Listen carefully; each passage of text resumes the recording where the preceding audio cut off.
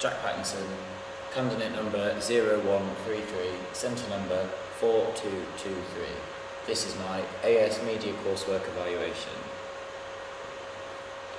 So here is my front page and the index page of the magazine I've created, and my double page spread.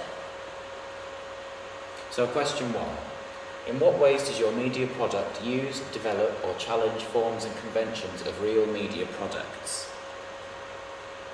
So first of all, I thought about my target audience. The target audience for my magazine is primarily teenage girls between the ages of 13 and 17. The design of the entire magazine is based around this target audience and the conventions that are associated with that target audience.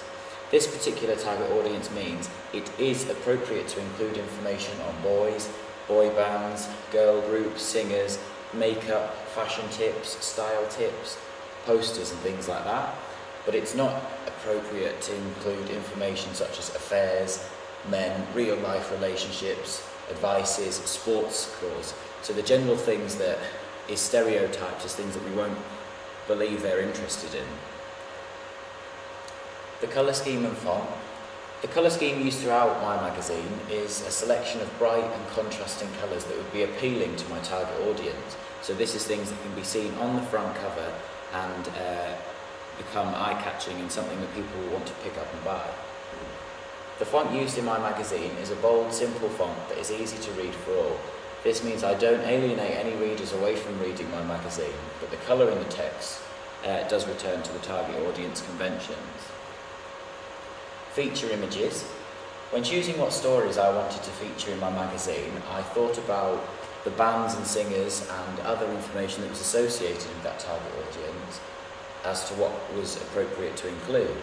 So for a target audience of young teenage girls that are liking boy bands and girl groups and things like that, I thought of the current boy bands such as One Direction, The Wanted, people like that I could feature as sub-stories within my magazine.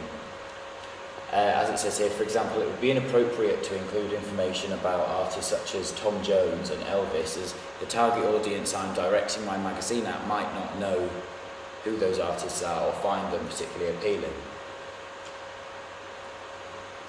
Today's pop magazine. My research has shown more and more that nowadays a pop magazine isn't just centred around pop music. It's becoming more of a lifestyle magazine where there are information about fashion tips and lifestyle choices, gossip, that kind of information. So it's not solely based around the genre pop music. So to meet this convention, I have included the usual stories around music artists, but also relating to their outside lives, so their personal lives, their relationships, family situations, that kind of thing. Offers and freebies, another convention that I found very popular. My research suggested that this was a popular way of targeting an audience, as sometimes it can provide a means of selling the magazine, knowing that when you buy this magazine, you get a free item. So to meet this particular convention, I've included a free poster giveaway of the artists I'm featuring in my magazine.